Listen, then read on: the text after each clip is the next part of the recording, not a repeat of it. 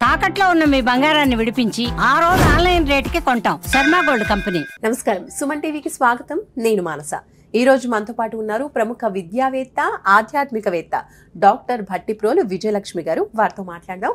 ముందుగా అందరికీ కృష్ణాష్టమి శుభాకాంక్షలు. అమ్మా నమస్కారం. అమ్మా నమస్కారం అమ్మా. మీకు కూడా ముందుగా కృష్ణాష్టమి శుభాకాంక్షలు. Thank you. మీకు కూడా కృష్ణాష్టమి శుభాకాంక్షలు. అమ్మ, కృష్ణాష్టమి అంటే అందరికీ కూడా చాలా ఇష్టమైన పండుగ. అందులోనూ ఇంట్లో చిన్నపిల్లలు ఉంటే కనుక చక్కగా వాళ్ళకి కృష్ణుడి వేషం వేసి ముచ్చటగా అలంకరించుకుంటూ ఉంటారు ఇంట్లో తల్లిదండ్రులు. కాబట్టి ఆ కృష్ణాష్టమి విశిష్టత గురించి, అలాగే ఆ రోజు అలా చక్కగా కృష్ణుడుగా, రాధగా, గోపికలుగా అలంకరిస్తూ ఉంటారు కదా పిల్లల్ని, ఆ విశేషాల గురించి తెలుసుకోవాలనుకుంటున్నాను. కృష్ణుడు అంటేనే ముచ్చట్లు, ముద్దుమురిపాలు, ఎన్నెన్నో అల్లర్లు లీలలు అనేస్తున్నాం. దేవుడు కనుక మన పిల్లలైతే అల్లరి చేస్తున్నారు, గోల పెడుతున్నారు. కృష్ణుడు అనగానే ఇన్ని సరదాలు, సంతోషాలు, తల్లులు పిల్లల వెనకాల పరిగెత్తటాలు, ఇవన్నీ చకచక ఎన్నో విషయాలు గుర్తొస్తాయి.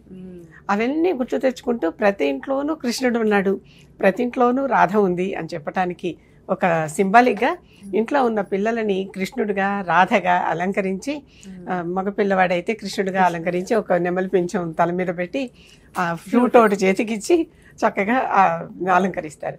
ఆడపిల్లలైతే చక్కగా రకరకాల నగలేసి వాళ్ళకి వీలైతే ఒక పాలకుంట కూడా నెత్తి మీద సంకలోనో ఇచ్చి గోపికగా అలంకరిస్తారు.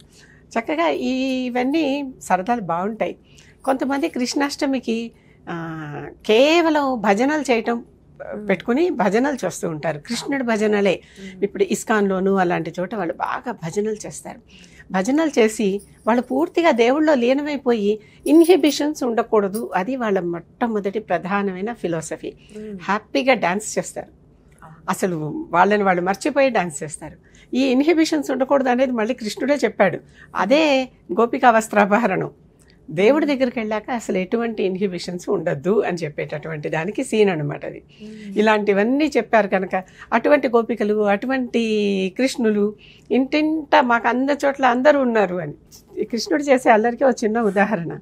అసలు బయటికి వెళ్ళి మట్టి పూసుకుని, వెన్న పూసుకుని, అన్నీ పూసుకుని దొర్లుతూ అంతమంది పిల్లల్లో తన కొడుకు ఎవరో గుర్తించలేక యశోద అందరికీ స్నానాలు చేయించి అప్పుడు తన కొడుకు దొరికాక అమ్మయ్య వీడు నా కొడుకుని ఇంటికి తెచ్చుకునేదిట. అలాంటి అల్లర్లు చేసేవాళ్ళు గుర్తు తెచ్చుకోండి. అంతటి అల్లరి పిల్లాడు. అల్లరి పిల్లాడన్నా బాధ్యత లేని పిల్లాడు కాదు కృష్ణుడు. అసలు కృష్ణాష్టమిలో విశేషత అంటేనే కృష్ణుడు అన్ని ఆల్రౌండర్. అసలు చెయ్యనటువంటి పని లేదు.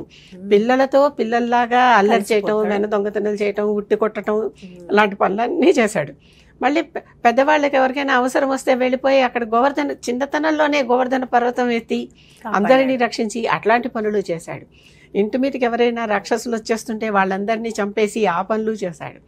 అఘాసురుడు వచ్చి పిల్లలందరినీ మింగేస్తే వాళ్ళందరినీ లోపలే ఉండనిచ్చి తన అందరి పిల్లల వేషం వేసుకుని ఇంటింటికి వెళ్ళి ఎవరికి ఏ పేరెంట్స్కి వాళ్ళ పిల్లవాడి వాళ్ళ ఇంటికి రాలేదే అనిపించకుండా చేశాడు.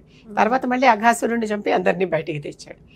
ఊరందరికీ వాడుకునే మంచినీటి సరస్సు పాడు చేస్తోందని కాళీయుడిని చంపి ఊరందరికీ మేలు చేశాడు. చిన్నతనంలోనే తన వయసుకు మించిన పనులు చేశాడు. దాన్ని బట్టి తెలుస్తోంది ఏంటంటే కృష్ణుడు అంటే సామాన్య బాలుడు కాదు, ఒక ప్రత్యేకమైన వ్యక్తి. ఆ బాలుడులాగా కనిపిస్తూనే కంటికి మాయ అనమాట. అందుకే కృష్ణ మాయ అంటారు. కంటికి మాయ కనిపిస్తూనే బాలుడులా కనిపిస్తూనే పెద్ద పనులు చేస్తూ ఉంటాడు.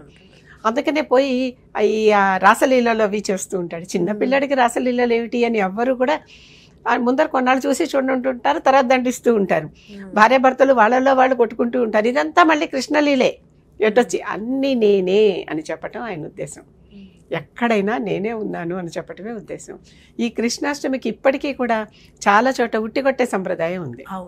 మన తెలంగాణలో మాత్రం ఈ హైదరాబాద్లో వినాయక చవితి ఉట్టి కొడతారు. అది ఎందుకన్నా అలా చేస్తారో నాకు కూడా తెలియదు. కృష్ణాష్టమికి ఉట్టి కొట్టకుండా వినాయక చవితికి ఉట్టి కొడతారు. సేమ్ అదే ప్రాసెస్లోనే. కానీ బాంబే లాంటి కొన్ని చోట్ల ప్రత్యేకంగా కొన్ని సంవత్సరాల నుంచి ఈ ఉట్టి కొట్టే ఆచారం ఉంది. కృష్ణాష్టమి నాడే దానికి పెద్ద పోటీలు ఉంటాయి. బోల్డ్ ప్రైజ్ అమౌంట్ ఆ లాస్ట్ కుండలో పెట్టి అది ఎవడు కొడితే వాళ్ళకి ఆ టీమ్గా కొడతారు. వాళ్ళు ఒక పిరమిడ్ లాగా అందరు కలిసి నుంచుని టీమ్గా కొడతారు కనుక ఆ టీంకి ఇలాంటివన్నీ కూడా. అసలు కృష్ణాష్టమి అంటేనే సరదాలు, రకరకాల ఆటలు, రకరకాల వేషాలు, ఎక్కడ చూసినా అందరూ కృష్ణుడిలాగానే. ఈ సమయానికి మనం మధుర కానీ బృందావనం కానీ వెళ్తే అక్కడ గోకులం, అక్కడ అన్ని చోట్ల ఎవరు చూసినా మగపిల్లలందరూ కృష్ణుడి వేషంలో ఉంటారు, ఆడపిల్లలందరూ గోపిక వేషంలో ఉంటారు. అక్కడ ఎవరు కూడా ఎవరిని కూడా పురుషుల్ని కూడా రాధే రాధే అని సంబోధిస్తారు. అందరూ రాధలే, కృష్ణుడు ఒక్కడే పురుషుడు. ఇది మనకి మీరా కథలో కూడా కనిపిస్తుంది. మీరా అంటుంది, ఆయన లోపల నుంచి ఒక భక్తుడు నేను స్త్రీలను చూడను అంటాడు.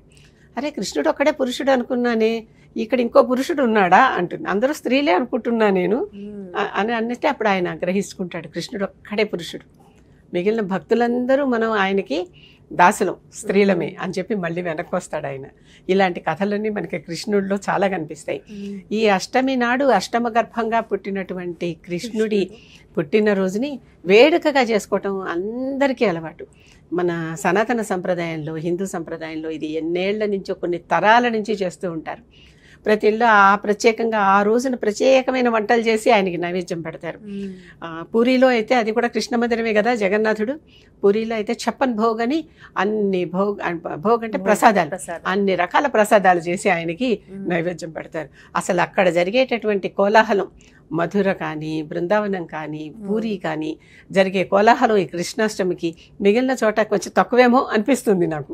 అక్కడ చాలా వైభవంగా అసలు చాలా సందడిగా, చాలా సంబరంగా, ఇంటింటి పండుగలాగా, మన ఇంట్లోనే ఇవాళ ఎవరో పుట్టారు అన్నట్లుగా అంత బాగా చేసుకుంటారు. అమ్మ, మరి ఈ కృష్ణాష్టమి రోజున ఏ విధంగా పూజించుకోవాలి, ఎలాంటి పూజా విధానాలు పాటించాలంటారు? కృష్ణుడు ఎప్పుడూ అడిగింది మనసుని. అంటే ఏంటి, వెన్న దొంగ చేశాడంటారే, మన్మథనం చేసి మనోమథనం చేసి దాంట్లో చిలకగా వచ్చిన వెన్నం తీసుకెళ్లి కృష్ణుడికి అర్పించాలి.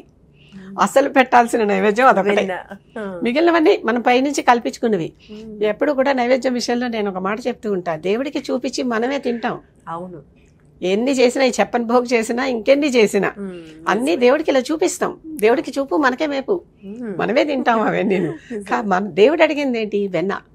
ఆయన తీసుకుని తిన్నాడు. ఒక్కొక్కళ్ళ ఇంటికి వెళ్ళి మీ స్నేహాన్ని నాకు కావాలి అన్నట్లుగా. ఎందుకంటే వెన్నతో నెయ్యి వస్తుంది. నెయ్యి అంటే నెయ్యము, స్నేహము.